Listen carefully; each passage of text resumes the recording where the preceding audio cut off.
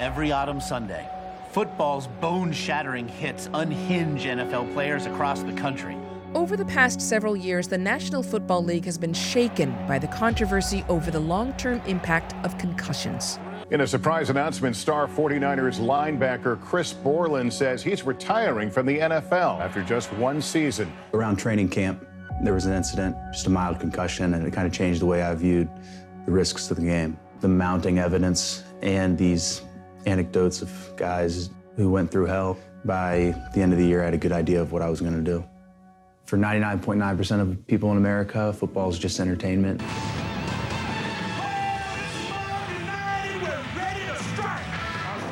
But the guys in the field are real. They're humans, and so I think it's important to remember that. Since Borland's abrupt retirement in 2015, other players have followed suit. But this isn't the first time that the inherent violence of a sport has raised questions about its future. 35 years ago, it was boxing. In the old days, you might turn on a television on a weekend afternoon, and 3 networks have a boxing match on. In '82 particularly, there was an NFL strike, and figuring NFL fans are going to want to see action sports, we replaced it with boxing. Mancini is enjoying being a world champion. In 1982, Ray Boom Boom Mancini, the pride of Youngstown, Ohio, had won his first World Lightweight Championship. No, I worked so hard to get it, I'm not about to give it up now. Ray Mancini was a very, very popular champion. His whole persona was of being this just nice kid from Ohio. The ratings for Mancini fights were great, our highest ratings of any fighter we were doing. In November of that year, in a Las Vegas stadium before a live CBS audience, Mancini was set to defend his title against a little-known Korean challenger.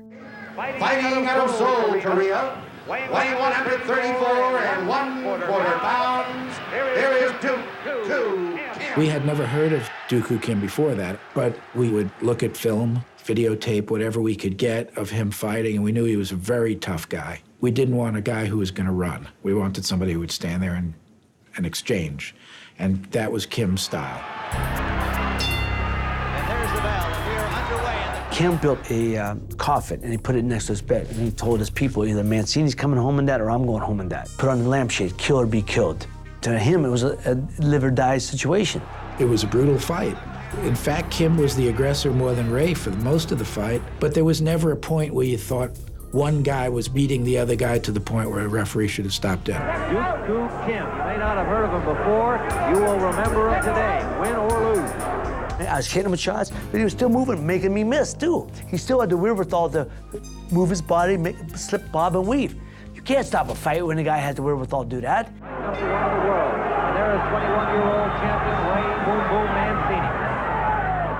It was a great punch. I hit him with the right shot. He went down. We just jumped. It was glorious because it was a great win. Nobody knows about the, what was going into it. Nobody knew. I planned on a long fight. Everybody didn't know about it. I saw films. The guy was very, very impressive. Tough, rough, hungry, determined. Those are the worst kind. The next morning, I called and said, what's going on? And he was still in the hospital and in bad shape. And then it was pretty much, we all knew what was going to happen. He wasn't coming out of this. I was stunned. I was like in a dream world, from the highest to the highest to hit the lowest of the lows. A professional boxer lies near death tonight. He is duk-koo Kim, a 23-year-old South Korean lightweight. The boxer's mother pleading with him to please wake up and open eyes before she was led from the room weeping. When you fight fighters from another country, they're fighting for more than themselves. They're fighting for their whole country. They carry their dreams and hopes of their countrymen on their backs. That's a load to fight. That's a hard load to fight. Kim's death was far from boxing's first black eye. In the early 60s, fighters Benny Paret and Davey Moore died in back-to-back years after major fights broadcast across the country. At that point, there was a sense of, wow, is boxing even really a sport?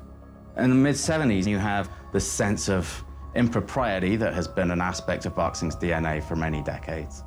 And then in '82, you had Ray Mancini and duk-koo Kim. And then 2 weeks later, I'm watching, and there's this fight with Randall Tex Cobb and Larry Holmes. It's just terrible. I wonder if that referee understands that he is constructing an advertisement for the abolition of the very sport that he's a part of. Cobb was a punching bag. I mean, his head was just bobbing back and forth, on and on and on. From the point of view of boxing, which is under fire, and deservedly so, this fight could not have come at a worse time. And I just said to myself, this is crazy. How can I, as a physician, possibly admire this, enhance it, support it, and not work against it? Boxing attracts big television audiences. It has drawn the attention of writers from Virgil to Hemingway to Norman Mailer. But today, the American Medical Association came out swinging against the sport. The AMA Journal says that boxing is an obscenity that should not be sanctioned by any civilized society. The purpose of the boxing match is for one person to injure his or her opponent. Now, when one knocks somebody out, one damages the brain, one tears brain cells. I don't think fight fans said, okay, that's it, I'm never going to watch another fight, just as they didn't say, okay, I'm never going to smoke another cigarette when they put a warning on the pack. But sponsors started to pull back and say, you know, you're asking us for a lot of money, you networks, to pay for your exorbitant rights fees on football and basketball and baseball. And with all the bad publicity boxing is getting, you know what, we just as soon not do it. Before the Kim fight, I was being offered all kind of endorsement deals. After that, everything went away, man. It just vanished. I understand that now. But at the time, I was a kid. I was heartbroken. I didn't know why, you know. It all went away. For decades, stories of young boxers from blue-collar backgrounds fighting their way to fortune had captivated the public, both in real life I do it because I leave the ghettos. And on the big screen. The American Medical Association. But before long, the medical community began to make inroads in their fight against the sport. The American Academy of Pediatrics came out with a formal position that children shouldn't box. I took a position that for any parent who put their child into a boxing situation, that should be considered child abuse. And on television, beer companies were soon one of the only marquee advertisers still associated with boxing. The WBC Heavyweight Championship fight is being brought to you by Budweiser. For all you do, this Bud's for you. Sponsors withdraw, so network TV doesn't want to broadcast it. So people don't see as much boxing, so they don't know as much about it. So sporting media doesn't write about it as much because they say people don't watch boxing, they're not interested in it. And because media isn't reporting on it, people learn about it even less. And it becomes this feedback thing, and before you know it, suddenly it's a niche sport. The legendary Julio Cesar Chavez returns to the ring Saturday, October 12th on pay-per-view. There's something fundamental and primal about boxing. But as society shifts, there are legitimate questions of, well, do we still want to do this? It's that drip, drip, drip, that constant sense that that is what boxing is about. If that becomes a prevailing feeling about football, then the discussion changes. Look, at this point, we know how dangerous football is. Anyone who continues to believe that professional football players aren't potentially shortening their lifespan by playing this game is sort of living on another planet. More players are suing the NFL, claiming the league failed to properly protect them from concussions and brain injuries during their careers.